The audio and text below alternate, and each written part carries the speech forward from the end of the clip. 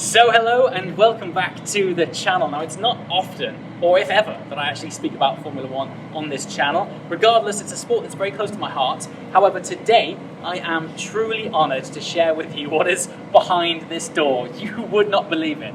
Quick story, this came about by pure chance. I was walking past this building, that door was almost half open and I just managed to catch a glimpse as what was inside. It's taken me months, literally months, from when I first saw that to getting in touch with the Mercedes AMG F1 team to getting access today to share it with you firsthand, the remarkable heritage and history that lies in this building. So without further ado, take a look inside and immerse you in some serious Formula One history.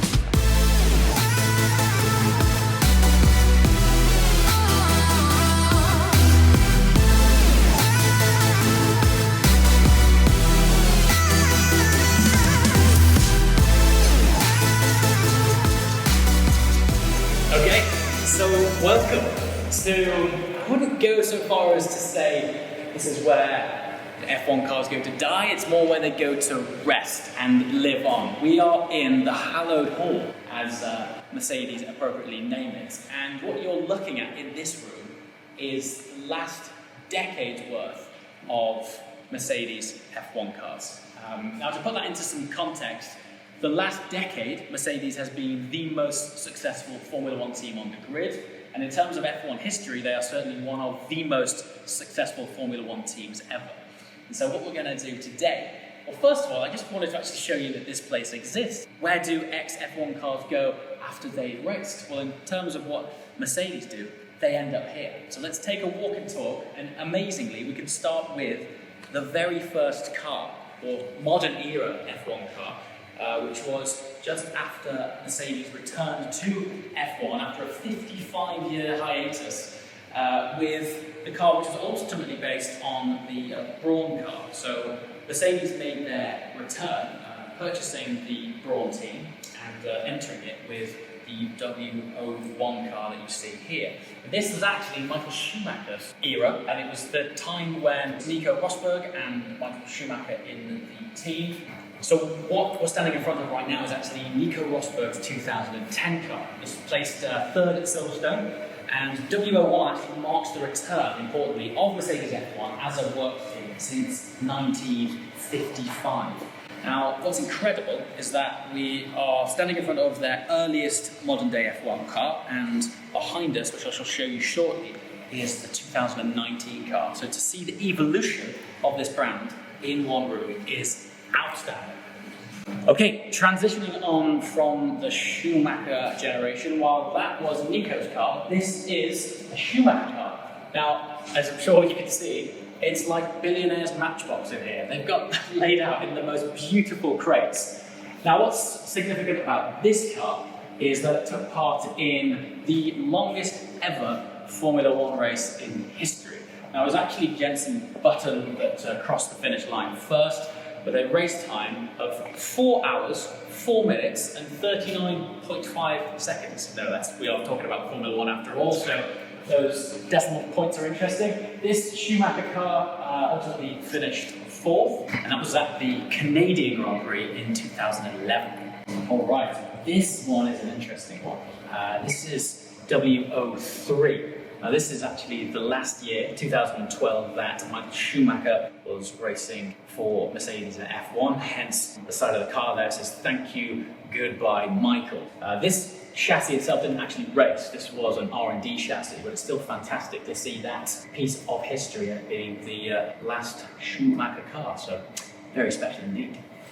Okay, so not that the last few cars weren't spicy, but this is where things get interesting, because this is chassis W04. And that's significant because this is the Lewis era. This is where the Lewis generation began. It's also the last of the V8 era of cars as well. So it's the last naturally aspirated V8 before the sport went to hybridized V6s. I think it's a big deal because this is where things really started to get exciting. But once again, imagine this, seeing the last Schumacher car underneath the first Lewis car in this room. I think that's what makes this place so special. It's just the amount of history in such a small space. In a minute as well, speaking of history and details, we're going to walk over to the other side of the building and check out some of the helmets of these legends which I'm speaking about. So Anyway, now on to the V6 era. This is Lewis's car from 2014, chassis W05. It had 4 wins, 4 poles. The cars at this time were generating around about 900 horsepower. Now this is an interesting chassis. W06, this is Lewis's car. It's actually in the Austin spec. Interesting facts around it. It's got 6 poles, 7 wins, and 11 podiums. Okay, now we've all seen Formula One on TV, but it's not until you get really up close to these things that it really begins to highlight the engineering and the intricacies and the details that have gone into making these things so special, so efficient and fast. The aero work on these front wings is bonkers. Now, this is a 15 car. In a minute, we'll take you over to 17, 18, and even a 19 car where things just get out of hand. The aero is ridiculous, but even at this stage, I mean, just check out these tiny little details and flicks everywhere that, you know, even on TV, you just don't see it. And things which you would never see on TV, you know, when these things are in the pits, everything from basically this bit onwards never gets filmed. It's all secret squirrel. But for example, if we point the camera behind here, there's some aero work which looks like it's off the edge of a saw. See that? It's crazy. The whole idea is that the most or least favourable aerodynamic component of an F1 car is these fat tyres. So the idea of the front wing as well as downforce is to channel the air the most efficiently as it can over and around the tyres. Alright, fascinating stats around these 2 cars. So these are chassis W07, they're 2016 cars. The top car is an R&D car, and the bottom car is Lewis Hamilton's car. And the interesting thing about this chassis is its incredible success. So the Hamilton car has 10 wins, 9 poles, and 14 podiums. And 10 wins makes that chassis the most successful chassis in F1 history. So what you're looking at is something truly special. Okay, so what we're with now is effectively 2 race chassis. What I mean by that is they are both Lewis Hamilton cars. Difference being you're looking at a sort of season's worth of evolution. So this car would be a car that Lewis raced at the beginning of 2017 season, and this is towards the end. So this is the exact setup that they would have ran on a Friday during testing at Abu Dhabi. We know this by components such as this fin in the front here, which has added sensors on it. Now, speaking of sensors, we're going to walk over to the 18 and 19 cars now and just highlight to you some of the stuff that really doesn't get shared on TV, such as the amount of data that is in an F1 car, which gets relayed to the pits, is mind-blowing stuff.